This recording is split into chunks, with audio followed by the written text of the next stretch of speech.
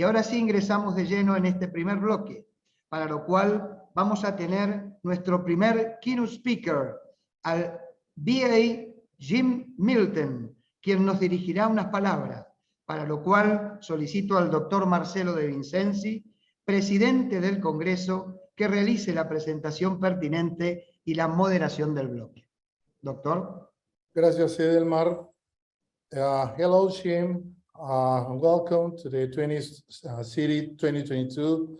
This is our first session of the Congress, and we are very glad to have you here.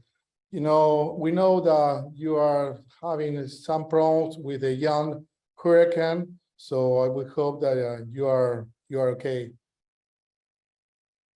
I am. Thank you very much. For those of you watching on Zoom, you can probably see my backdrop. My apologies, I don't have the city backdrop behind me. This is actually a hotel room in Newark, New Jersey, since I was unable to make it back to my home state of Florida, which of course was hit by Hurricane Ian. And my thoughts and prayers go out to all of the citizens of Florida, certainly of Cuba and other islands that have been in the path of Hurricane Ian here. So that's why I'm in a hotel room here, Marcello.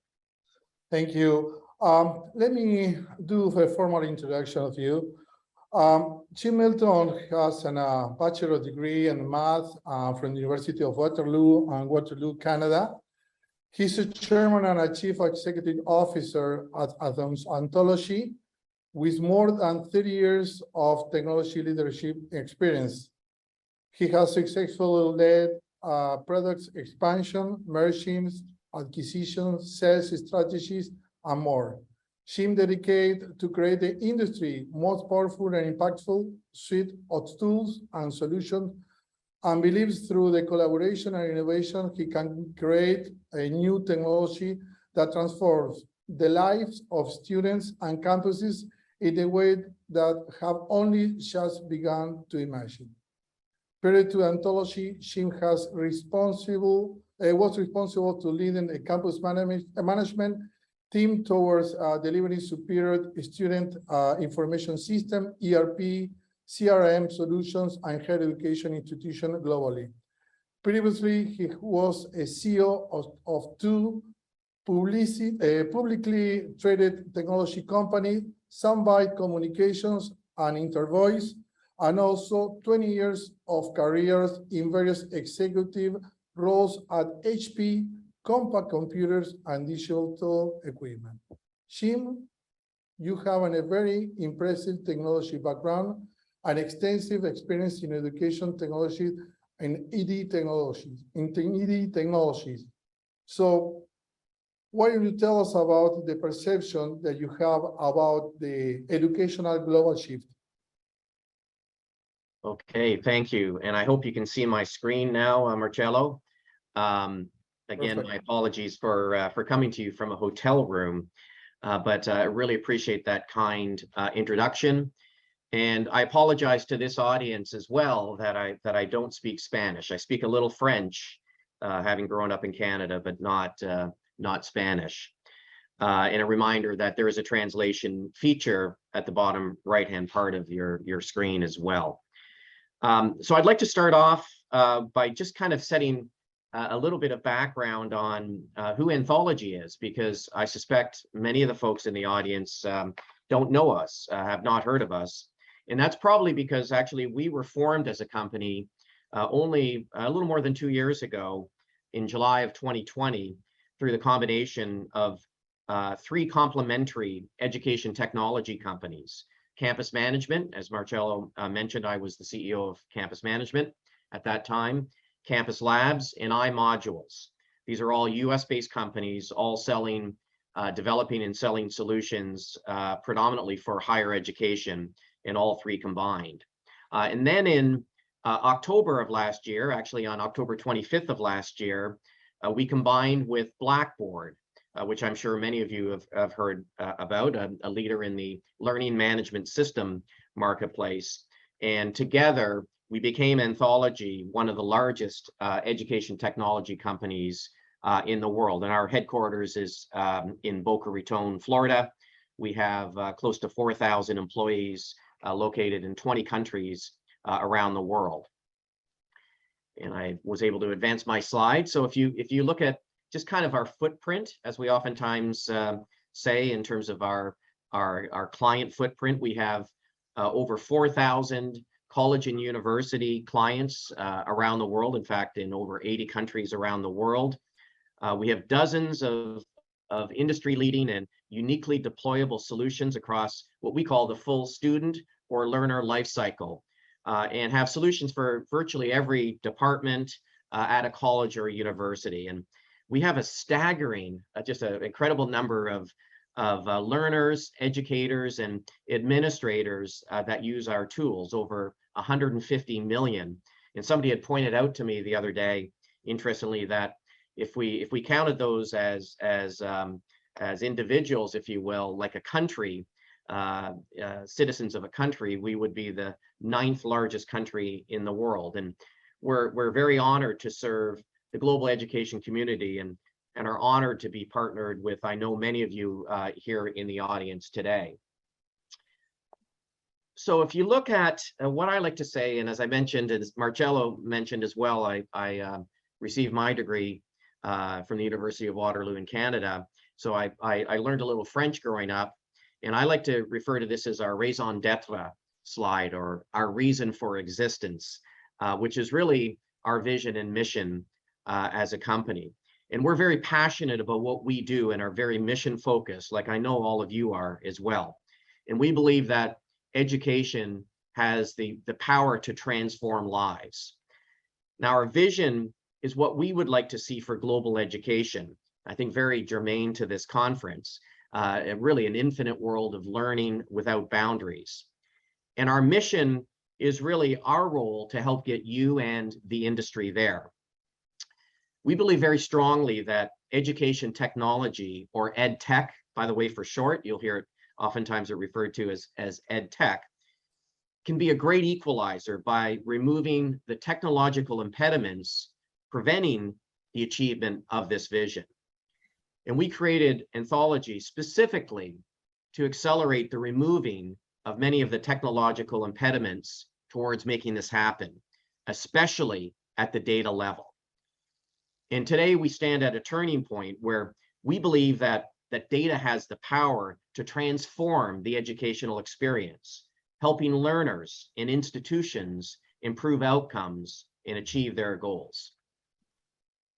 But let me step back for just a moment to talk a little bit about the history of EdTech, and really lay the foundation for understanding the transformation that we see unfolding as we step into this new phase of EdTech. First up is what we call the retrofitting phase. And this is when many of us would remember mainframe computing ruling the IT landscape. In fact, I received my degree back in this period of time. I won't tell you exactly when in this period, but I started off working on mainframe computers back in those days. Education at that time used technologies created for use outside the education space to enhance the learner's experience. You can think of devices, physical devices, like the overhead projector as one example. I'm sure many of you actually still use that today, but that would be an example of a device that was designed outside of education, used within education. You forward to 1990 to 2010 period of time, and we refer to this as the Emergence Phase. And this is when education technology, or EdTech, really became its own industry.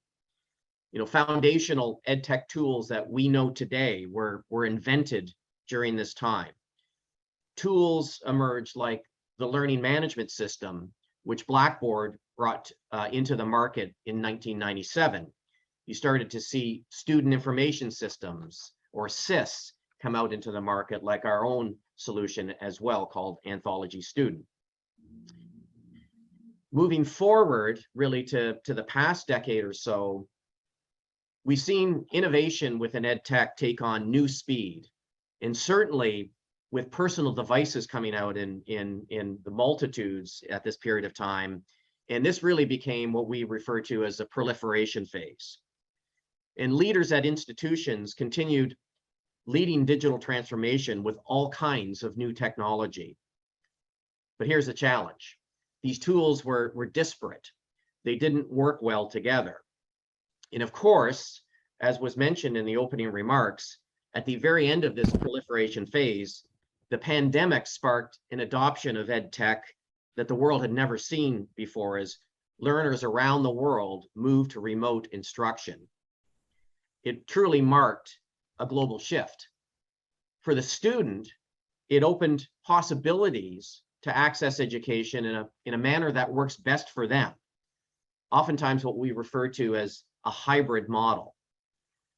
And as a result of that massive move online, the disparate data sources, however, that were created by this proliferation phase now had infinitely more data points.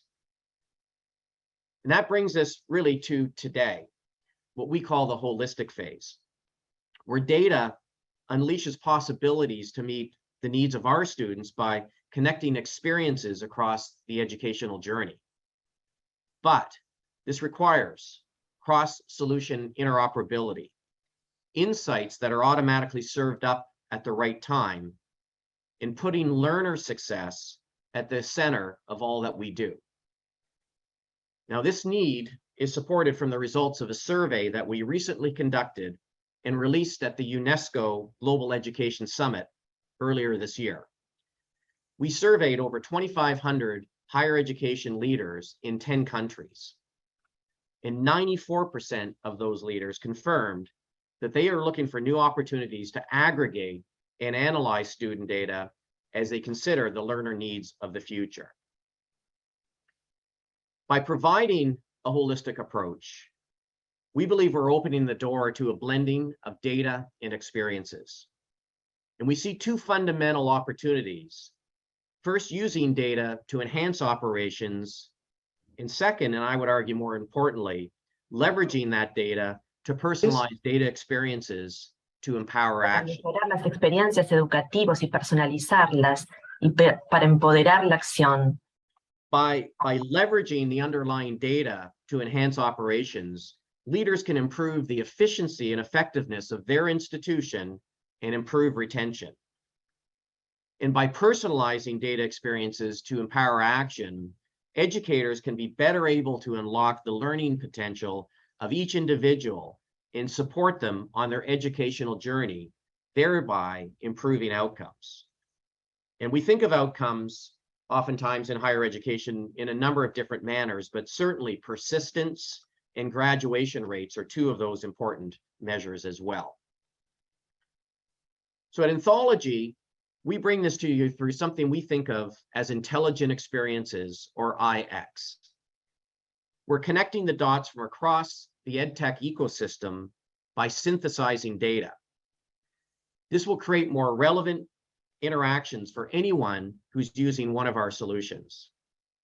It will pair unique insights from multiple systems to help learners stay on track, and anyone who supports learners to support them best.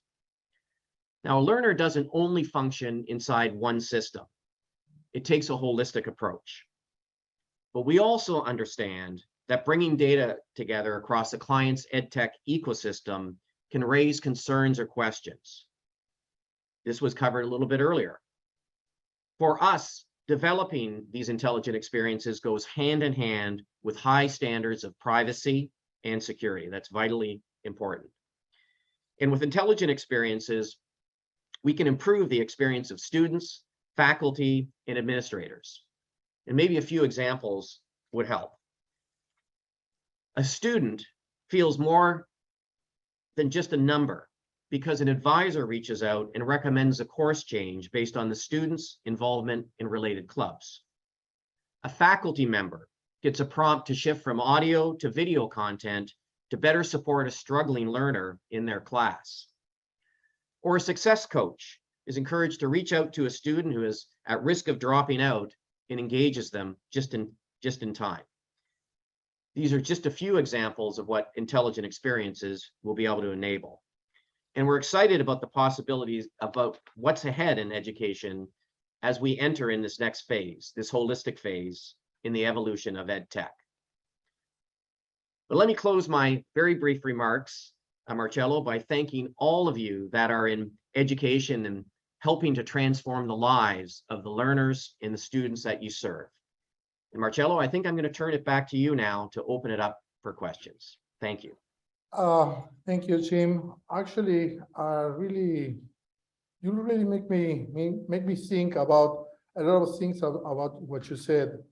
Mainly because we can say that Ontology right now is one of the most global influence company of EdTech because of all the companies that represent, including Blackboard. Blackboard is one of the products that we use for virtual for our virtual education.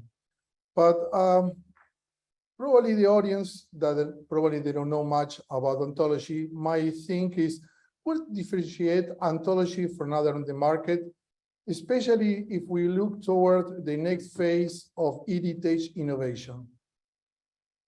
Yeah, thank you for that question. And I tried to make my opening remarks much more generic, obviously, for what we see as the challenges facing education technology moving forward broadly, by the way, in this holistic phase, and not get too specific on what we offer in the market. But now that you've asked, I will say that what we believe is a key element of our differentiation, if you will, is the unmatched set of solutions that we bring together to the market as one company.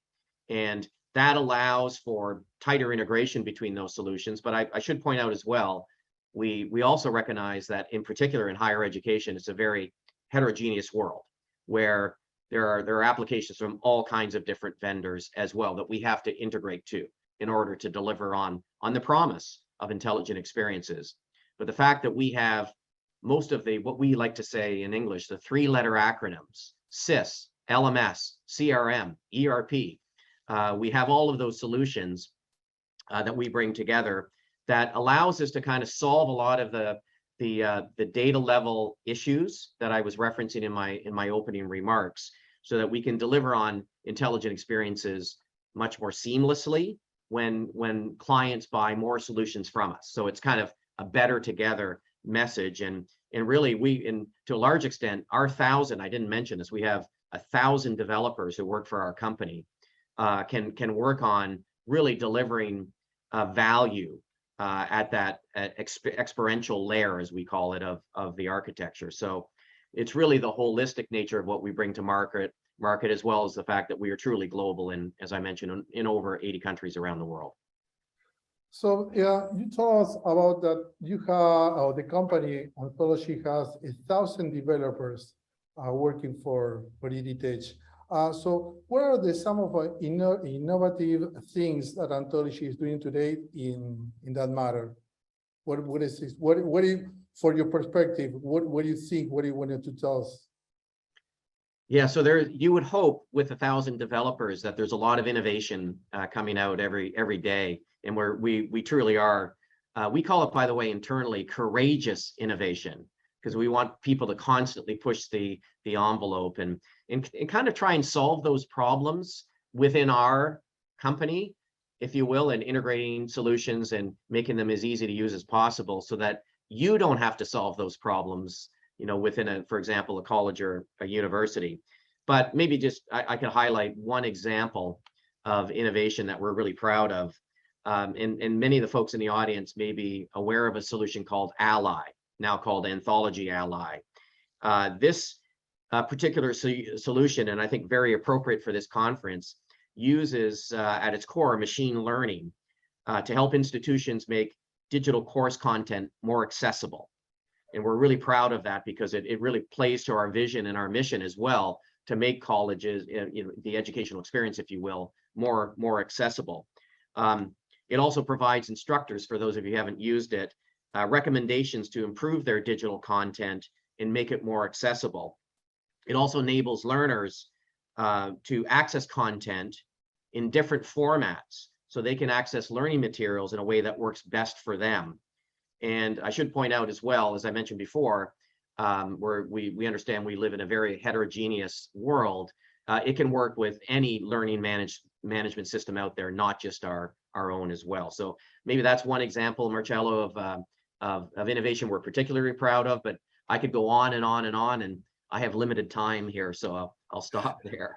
Yes, it's very important because Muy importante it helps us to work with our mission of inclusion. que nos ayuden a how do you trabajar en see esta misión de inclusión. personalization in education unfolding? Meaning to say, personalization is some of the matter that Queremos saber qué pasa con la are growing. personalización. Yeah, it's a great question, and thank you for asking that, because it's interesting. And you see in education, in some cases, education and the use of education technology is very advanced. In some areas, it's been lagging behind. And I would argue in this whole personalization area, as an industry, okay, let's talk about education as an industry, that there are other industries that have moved more rapidly in the area of personalization. I would argue here in the US, where I am today, retail, for example, healthcare is probably a little bit ahead of education. And but it's also interesting, and part of when I went through that very quick evolution of education technology and introduced this idea of the holistic phase, in some respects, moving into a holistic phase is a prerequisite for true personalization. What do I mean by that? If I have a bunch of disjointed applications with, as we typically do, by the way, in a college or a university, and they don't really talk well together, and now you have a learner or a student that you're interfacing with, if those systems aren't in the data, especially at the data level, aren't connected, then how am I going to more personalize my interaction with that student? Let's say it's Jim Milton attending your university. If I don't know the number of interactions that I would have at your university, numbers in the tens of thousands. And if I'm not learning more about Jim, sort of understanding him more, what motivates him, then how can I be successful? So this is really a key part of this holistic phase, is moving to personalization. Oftentimes people refer to this, by the way, I always chuckle when I hear the Amazon experience. Or for those of you, I'm not sure how pervasive Netflix is in some of the countries, but learning more about what I liked. I mean, originally Amazon was a bookstore, right? An online bookstore. And one of their big advantages was that they could serve up books to you that, Marcello, you might be interested in based on your previous reading. I mean, that's personalization, right? That's a fairly simple example of personalization. But in education, I think we have that opportunity, but it really requires breaking down those barriers at the data level, those structural impediments, if you will, that exist, and starting to leverage more capabilities like machine learning and artificial intelligence, because you have to be able to do it at scale. So personalization at scale is a big challenge and opportunity moving forward. So again, I could spend an hour on this subject, but I'll pause there. No, we're very glad to hear. Actually, you talk about during the presentation about the importance of the data, and the data is the foundation of a personalization experience education. So how is Ontology collecting the data, and how is the institution is going to be able to use it in a meaningful way? It help us to make better decisions.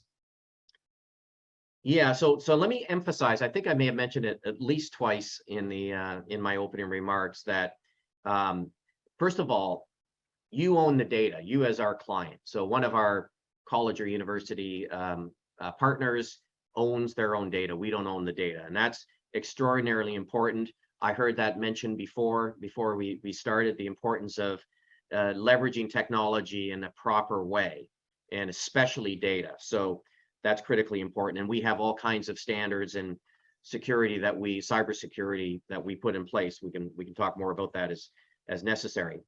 But under that kind of caveat that the data is owned by the institution, we use the data oftentimes to help us improve our applications. Let me give you a simple example of that. We have instrumentation in our Blackboard Learn Ultra LMS that will ascertain feature adoption. I'm just going to give you one simple example. feature adoption. So we know when we roll out features, as we do on a monthly basis, how well it's being used. If it's not being used, we can determine how best to, for example, it may be the user experience or the ease of use of that feature. It's not hitting the mark. So we use it to kind of optimize our own solutions. That's one use of data. But more importantly, what we're ultimately helping to do here is create, you may have heard this term talked about for a few decades now, the comprehensive learner record, right? It's really starting to tie together those interactions that I mentioned, that Jim Milton may have had at your university, and start to build a view on him so that I can more personalize his experience and start to some of the examples I gave around intervention sometimes that's needed. It allows me to do a better job of helping move Jim along his journey towards completion, for example, of a degree. That's what we're ultimately solving. And you can imagine with 150 million users of our solutions, we have a lot of data that we can really leverage, but more importantly, put it in the hands not only of the institution, but of the student themselves. And we have numerous examples where we're starting to solve what I call the supply-demand problem, which is the skills that employers are demanding versus the skills that the learner is developing through their curriculum, for example, to ensure that those are matched. And wouldn't it be great to have that power in the hands of the student themselves as well, because that ultimately allows for improvement of an outcome, in this case, getting a high-paying job, for example, in their area of study. It's very good to hear from you that the data is protected, and since this data is growing exponentially. So right now we are ending, probably on quotes, the process of where we live on the COVID-19. So what are for your perspective, what is the greatest impact that you see that will have the education from the long term after this pandemic live of things that happened to us, and the things that we learned about these 2 years that we've been on the stuff? Yeah, so do we have another 4 hours available for that? I mean, I know you're going to be talking throughout not the really. No, we have 5 minutes. Okay, so in a few minutes, and it's interesting because the reason I'm stranded here in a hotel room was I'm coming back from speaking to a number of college presidents in one of the northern states here in the United States about this very subject. I had a session with a number of presidents as well as trustees, their board members, on exactly how do they position themselves for the next decade going forward. And it took me more than a couple of minutes to provide my perspective, but let me sort of net it out. And we have data to support this. I mentioned that study that we did, by the way, for UNESCO, also included, I think it was over 5,000 in total, students and educators as well. And it basically said what most of us know, right? Some of it was not necessarily new news. Like, there is a high percentage of students. In fact, I think it was around 80% of students prefer at least one of their courses to be provided in an online modality, and in most cases asynchronously, meaning they could do it at their convenience. By the way, that's particularly important when you look at what we call in the US non-traditional students, adult learners, for example, who have maybe working 2 jobs, and they want some of their they still want to complete a degree, but they want to do it based around their schedule.